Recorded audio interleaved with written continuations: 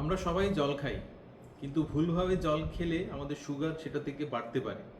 জল খাওয়া আর সুগারের মধ্যে কি সম্পর্ক সেটা জানতে গেলে আজই ভিডিওটি দেখুন।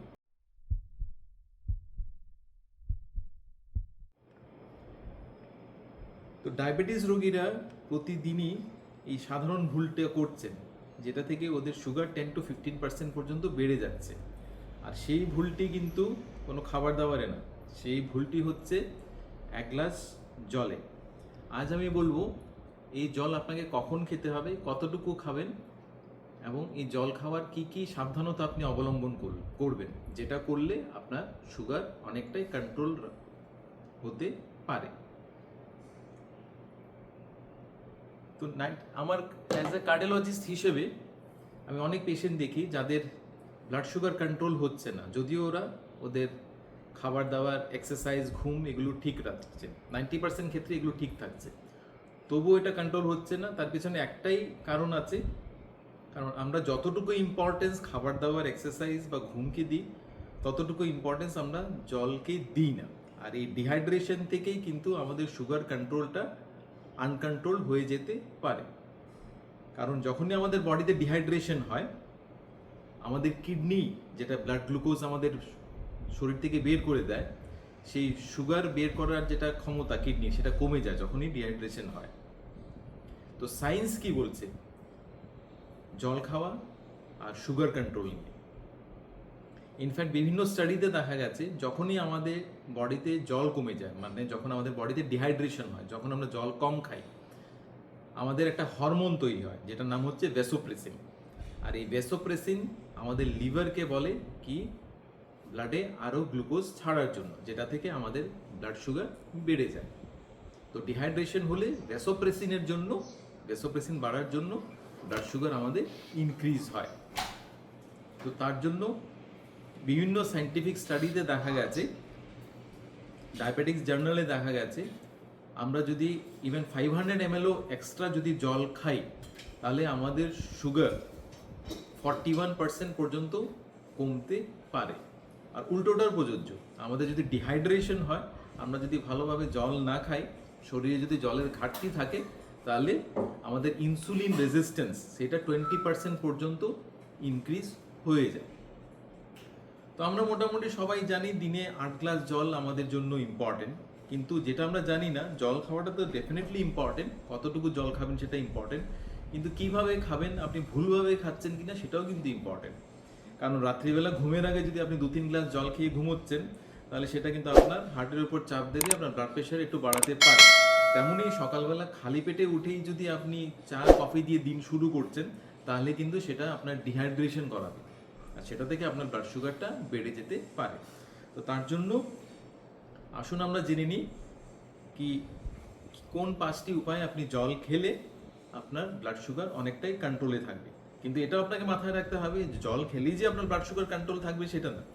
ইনফ্যাক্ট আপনার ডায়েটও ঠিক থাকতে হবে, আপনার এক্সারসাইজও ঠিক থাকতে হবে, আপনার ঘুমও ঠিক থাকতে হবে, আপনার স্ট্রেস রিডাকশনও অপটিমাম থাকতে হবে। এগুলো ঠিক করলেই জলের মাধ্যমে আপনি আরও 10-15% ব্লাড সুগার আপনি কন্ট্রোল করতে পারেন। তো এই 5টি রুল কি বলছে? এই 5টি রুলের মধ্যে প্রথম রুল বলছে, যখনই আপনি ঘুম থেকে উঠবেন, সকালে খালি পেটে উঠেই আপনি 2 গ্লাস সামান্য একটু গরম জল খান। যেটা আপনার সকালে, রাত্রিবেলা 7-8 ঘন্টা ঘুমানোর সময় আমাদের বডিতে একটু ডিহাইড্রেশন তৈরি হয়, আর সেই ডিহাইড্রেশনটা কাটিয়ে উঠতে পারেন যখন আপনি সকালে 2 গ্লাস একটু ঈষদুষ্ণ জল ব্যবহার করছেন।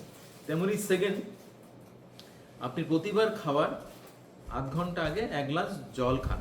তো প্রতিবার খাওয়ার 1 ঘন্টা আগে আধ ঘন্টা আগে 1 গ্লাস জল খেলে ফার্স্ট অফ অল আপনার খিদে কম পাবে, আপনি কম খাবার খাবেন, যেটা থেকে আপনার সুগারটা কম রেইজ হবে। অ্যান্ড সেকেন্ড, জল খেলে আপনার যে খাবার পর যেটা সুগার যেটা রেইজ, সেটা 20-25% পর্যন্ত কমে যেতে পারে। নাম্বার 3, বিকেলবেলা 3টে থেকে 4টের মধ্যে আপনি 1 গ্লাস জল খান, যেটা আমাদের বিকেলবেলা যেটা একটা ডিহাইড্রেশন হয় বা স্টেমিনা যেটা কমে যায়, আমাদের একটু উইকনেস লাগে, সেটা আপনি কাটিয়ে উঠবেন। তেমনি ব্যায়াম করলে প্রতি আধ ঘন্টায় আপনি 1 গ্লাস জল খান। আর ঘুমানোর আগে, ঘন্টাখানেক আগে, আপনি ছোট 1 গ্লাসে 200 ml জল নিতে পারেন, যেটা রাত্রিবেলা আপনার যে হরমোনের ভারসাম্য সেটা মেনটেন করতে সাহায্য করবে। তো এই নিয়মে যদি আপনি জল খাচ্ছেন দিনের মধ্যে, ঘুম থেকে ওঠার পর, প্রতিবার খাওয়ার আধ ঘন্টা আগে, বিকেলবেলা 3টে থেকে 4টার মধ্যে, ব্যায়াম করার সময় প্রতি আধ ঘন্টা, আর রাত্রিবেলা ঘুমানোর 1 ঘন্টা আগে, তাহলে কিন্তু আপনাকে হিসেব করতে হবে না, আপনার মোটামুটি 8 গ্লাস জল বা 2 থেকে 3 লিটারের জল এমনিতেই হয়ে যাবে, আর যেটা অপটিমাম ওয়ে, যেটাতে আপনি আপনার সুগারকেও কন্ট্রোল করতে পারবেন। কিন্তু কয়েকটা জিনিস আপনাকে মাথায় রাখতে হবে, এই যেটা আমি বললাম নির্দেশিকাগুলো, সেটা কিন্তু সবার জন্য প্রযোজ্য না। আপনার যদি কিডনির সমস্যা থাকে, আপনার যদি ডায়ালিসিস চলছে, বা আপনার যদি হার্টের সমস্যা থাকে, আপনার যদি হার্টের পাম্পিং ক্যাপাসিটি কম থাকে, তাহলে কিন্তু আপনি যদি এত বেশি পরিমাণে জল খাচ্ছেন, 3 থেকে 4 লিটারের মতো যদি জল খাচ্ছেন, তাহলে কিন্তু আপনার সমস্যা হতে পারে। তো তার জন্য আপনার যদি কিডনির সমস্যা থাকে, আপনার যদি ডায়ালিসিস আপনার চলছে, বা আপনার যদি হার্টের সমস্যা থাকে, আপনি আপনার নেফ্রোলজিস্ট বা আপনি আপনার কার্ডিওলজিস্টের সঙ্গে পরামর্শ করুন, তারপরেই আপনি জল যেরকম আমি বললাম তেমন নেওয়া চালু করুন।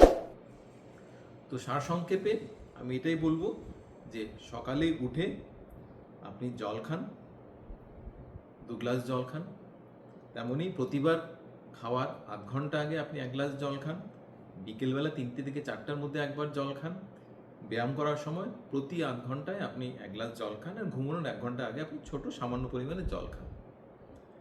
তো এই ভিডিও যদি আপনার ভালো লেগে থাকে, আমাদের কমেন্টকে লাইক, শেয়ার অ্যান্ড সাবস্ক্রাইব করুন, অ্যান্ড কমেন্টে জানান যে আপনি কখন জল খাচ্ছেন, সকালবেলা খালি পেটে জল খাচ্ছেন, না সকালবেলা আপনি উঠেই চা কফি খাচ্ছেন। আর আপনার যদি এই ভিডিও ভালো লেগে থাকে, তাহলে আপনি আমাদের এই ভিডিও ফলো করুন, যেটাতে আমরা বলেছি 7টা টিপস ব্যবহার করলে আপনার সুগার কন্ট্রোলে থাকবে। আমি ডক্টর অরূপ, সুস্থ থাকুন, ভালো থাকুন, আমাদের সঙ্গে থাকুন।